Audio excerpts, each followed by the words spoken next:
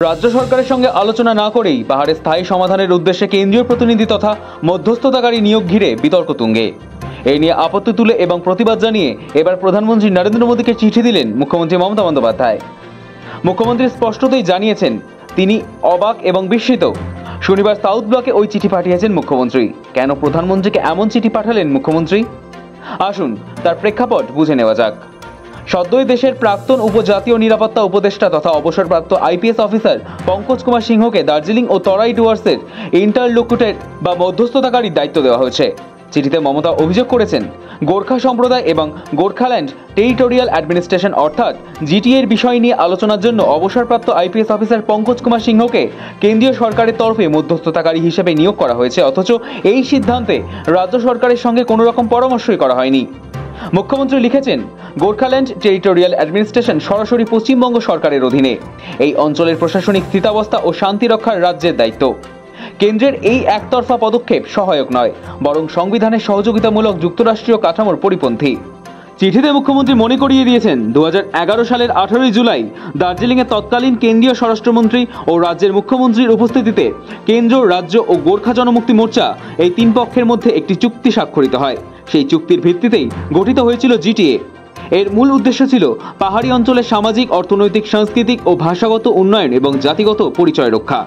মমতা বন্দ্যোপাধ্যায় আরও উল্লেখ করেছেন, 2011 সালে রাজ্য সরকারের আসার পর থেকেই পাহাড়ে শান্তি ও সম্প্রীতি বজায় রাখতে তার সরকার নিরলস চেষ্টা চালিয়ে যাচ্ছে এবং সেই শান্তি আজ পাহাড়ের অন্যতম বৈশিষ্ট্য।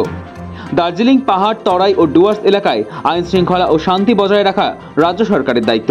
সেখানকার স্থায়ী সমাধানও ত্রিপাক্ষিক বিষয়। তাই রাজ্য প্রশাসনকে না জানিয়ে সেখানে কেন একজন মধ্যস্থতাকারী বা ইন্টারলোকুটর নিয়োগ করা হলো, সেই প্রশ্ন তুলেছেন মমতা বন্দ্যোপাধ্যায়। চিঠিতে স্পষ্ট ভাষায় মমতা লিখেছেন, গোর্খা সম্প্রদায় বা জিটিএর সঙ্গে যুক্ত কোনো উদ্যোগ রাজ্য সরকারের সঙ্গে পূর্ণ পরামর্শ করেই করা উচিত। একতরফা কোনো পদক্ষেপ এই সংবেদনশীল অঞ্চলের শান্তি ও সম্প্রীতির পক্ষে ক্ষতিকর হতে পারে। তিনি প্রধানমন্ত্রীকে অনুরোধ করেছেন অবিলম্বে কেন্দ্রের নিয়োগ সংক্রান্ত এই সিদ্ধান্ত পুনর্বিবেচনা করে তা প্রত্যাহার করার জন্য। মমতার বক্তব্য, ফেডারেল কাঠামো ও কেন্দ্র রাজ্য পারস্পরিক সম্মানের প্রকৃত চেনার সঙ্গেই এটাই সঙ্গত।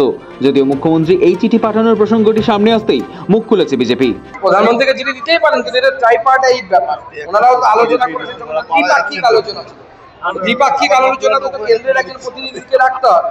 কেন্দ্র লফুল অ্যাকশন নিয়েছে, কারণ পাহাড় এখনো হাসছে না।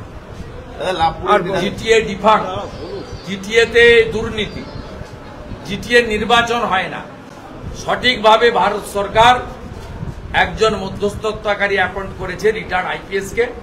তার দায়িত্ব ত্রিপাক্ষিক আলোচনা শুরু করা, স্টেক হোল্ডার, রাজ্য সরকার এবং কেন্দ্রীয় সরকার।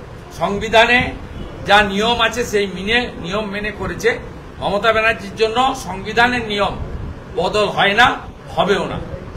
সংবিধান সর্বোপরি।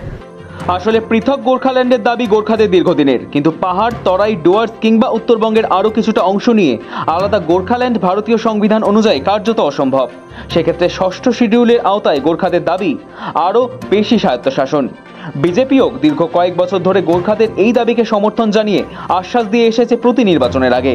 সেই আশ্বাসে ভর করে 2009 সাল থেকে প্রতি নির্বাচনে বিজেপি সাংসদকে জিতিয়ে এসেছে পাহাড়বাসীও, কিন্তু প্রত্যাশা মতো ফল মেলেনি। এই পরিস্থিতিতে 26শে নির্বাচনের আগে পাহাড়কে কেন্দ্রীয় সরকারের মধ্যস্থতাকারী নিয়োগ নিতান্তই পাহাড়কে উস্কে দিতে এক রাজনৈতিক চাল বলে মনে করছে শাসক শিবিরের একটা বড় অংশ। ব্যুরো রিপোর্ট, সময়, কলকাতা।